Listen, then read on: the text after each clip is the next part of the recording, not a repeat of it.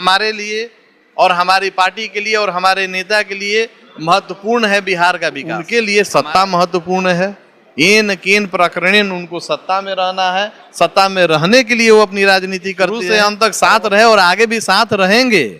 अभी साथ यहीं तक नहीं है, अभी आगे भी बिहार में कार्यक्रम होंगे, वहां भी हम लोग साथ रहेंगे, आप सब साथ रहेंगे। नमस्कार, आप देख रहे हैं मगही न्यूज़। मैं हूं सुधेंदु रमन, हमारे साथ हैं पूर्व एमएलसी हुलास पांडे जी। सर, इस बार बहुत बड़ी जिम्मेदारी सुनी है कि आपको मिलने वाली है पक्ष से। अभी आपने सुना है, आप बोल सकते हैं ऑलरेडी पहले से हम पर बिहार की बड़ी जिम्मेवारी है। आप जैसा जानते हैं कि लोक जनशक्ति पार्टी रामविलास के संसदीय बोर्ड के हम अध्यक्ष हैं, तो पूरे बिहार के अध्यक्ष होने के नाते ऑलरेडी हमारे पास बहुत बड़ी जिम्मेवारी है और आगे आप बता रहे हैं, हम आप ही के माध्यम से सुन रहे हैं। बक्सर जो है ब्राह्मणों का बहुत बहुल्य क्षेत्र कहा जाता है, तो इस बार क्या लग रहा है कि वहाँ से जिस तरह से जो समीकरण बन रहे हैं, क्या लग रहा है कि किसके खाते में, अभी तक तो ये तय नहीं हुआ है कि किसके खाते में आप एनडीए में रहेंगे या यूपीए में, लेकिन क्या लग रहा है, बहुत सुन रहे हैं कि आप भी टिकट के बहुत बड़े। अरे नहीं, ये हमारी पार्टी और हमारे राष्ट्रीय पार्लियामेंट्री बोर्ड के अध्यक्ष तय करते हैं कि पार्टी अगर किसी दल से अलायंस होता है तो कौन सी सीटें हमको मिलनी चाहिए और कौन सीटें हमारे पास आएंगे, इसके कौन उम्मीदवार होंगे, ये राष्ट्रीय पार्लियामेंट्री बोर्ड के अध्यक्ष और हमारे नेता आदरणीय चिराग पासवान जी तय करते हैं। एनडीए के साथ जो गठबंधन है जो अभी तक तय नहीं हुआ है, क्या हो जाएगा? अब ये देखिए क्या है कि बिहार फर्स्ट और बिहारी फर्स्ट के सिद्धांतों के साथ जो पार्टी हमारे दल से समझौता करेगी उन्हीं के साथ जाएंगे। हमारे लिए और हमारी पार्टी के लिए और हमारे नेता के लिए महत्वपूर्ण है बिहार का विकास। हमारा विजन है बिहार को फर्स्ट करना, बिहारियों को फर्स्ट करना। आपके नेता ने तो कहा है कि नीतीश कुमार जिस तरफ रहेंगे हम उधर नहीं जाएंगे। नहीं, नीतीश कुमार जी की बात नहीं है, नीतीश कुमार जी की नीतियों की बात है कि जहां एक तरफ आपने देखा कि 7 निश्चय पर जो बिहार सरकार ने काम किया, या अभी महागठबंधन की सरकार जो काम कर रही है, तो 7 निश्चय में कितने बड़े घोटाले हुए हैं। तो जहां ऐसे बड़े घोटाले होंगे, जहां का सोच ऐसा है कि अभी भी नली गली की बात होती है, तो वैसे सिद्धांतों के साथ हमारी पार्टी समझौता नहीं कर सकती। चिराग जी ने एक ट्वीट किया है कि 100 चूहे खाकर बिल्ली चली हज को। नीतीश कुमार पर एक बहुत बड़ा हमला बोला है।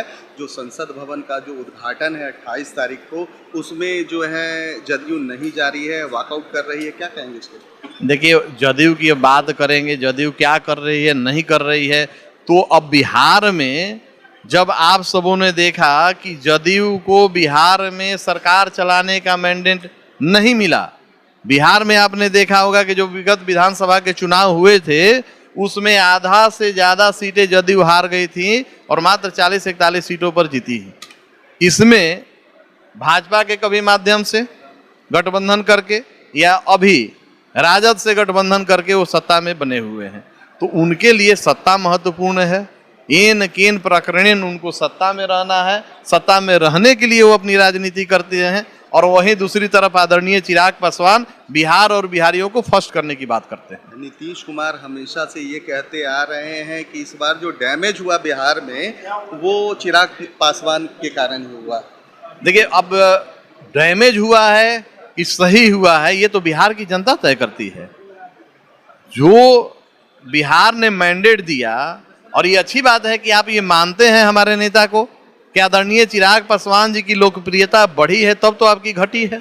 आप दोनों स्वीकार करते हैं, हमारे लिए महत्वपूर्ण बात है और अच्छी बात है। बाबा बागेश्वर धाम की सेवा में आप दिन रात लगे रहे, बाबा से क्या कुछ आशीर्वाद मिला क्या इलेक्शन का? इस बार क्या लग रहा है, बाबा आपके पर कुछ खास मेहरबान होंगे?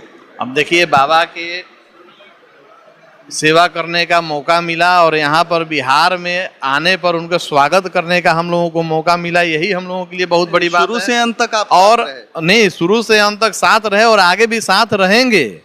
अभी साथ यहीं तक नहीं है, अभी आगे भी बिहार में कार्यक्रम होंगे, वहाँ भी हम लोग साथ रहेंगे, आप सब साथ रहेंगे। इससे बिहार में सनातन धर्म का गौरव बढ़ा है और साथ ही साथ पूरे देश में बिहार का गौरव बढ़ा है। यही हमारा काम है। क्या लग रहा है बाबा का अगला प्रोग्राम कहाँ होगा, किस क्षेत्र में? गया में प्रस्तावित कार्यक्रम है सितंबर में 29, 30 और 1 तारीख को गया में 3 दिवसीय वहाँ पे आयोजन होगा, ऐसा प्रस्तावित है। उस कार्यक्रम के बारे में हमारे ट्रस्ट के सभी साथी, हमारे शेखर जी हैं, शशि जी हैं और भी साथी वहाँ पे स्थल निरीक्षण करने गए थे। स्थल निरीक्षण हुआ है, बैठक होगी, प्रस्तावित चीज़ों को अवलोकन करके फिर आवंटन होगा। उसके बाद हम लोग आपसे मिलकर समय और तिथि जगह सब आपसे शेयर करेंगे। मुजफ्फरपुर में भी सुन रहे हैं कि प्रोग्राम होने वाला है बाबा का, वहाँ भी बहुत उत्साह है लोगों में कि बाबा को सुने। कह सकते हैं पूरे बिहार में ही पूरा उत्साह नहीं, पूरे बिहार क्या, पूरे देश में, और देश क्या विदेशों में भी बाबा के चाहने वाले सनातन धर्म के जो अनुयायी हैं चाहते हैं कि उनको सुने, उनको देखें, उनको नज़दीक से करीब से समझें और ऐसा अवसर मिले कि उनका आशीर्वाद नज़दीक से प्राप्त हो। ऐसे तो पूरे विश्व में उनके चाहने वाले लोग हैं। हाँ, लेकिन बिहार में बाबा आए और पहले आगमन पर जिस तरीके से बिहार के कोने कोने से सनातन धर्म को मानने वाले महिला, पुरुष, युवा और सनातन धर्म के लोग पहुंचकर जो सनातन धर्म में उन्होंने अपनी आशा प्रकट की है, निश्चित तौर पे ये सनातन धर्म के गौरव की बात है। तो ये थे हुलास पांडे जी, जिन्होंने बताया कि बाबा के आगमन को लेकर जो है तैयारियां चल रही है। गया में सितंबर में उनका निर्धारित कार्यक्रम है और अब देखना है कि सनातन धर्म के प्रचार के लिए वो आए थे, सनातन धर्म का वहाँ पर भी प्रचार प्रसार करेंगे।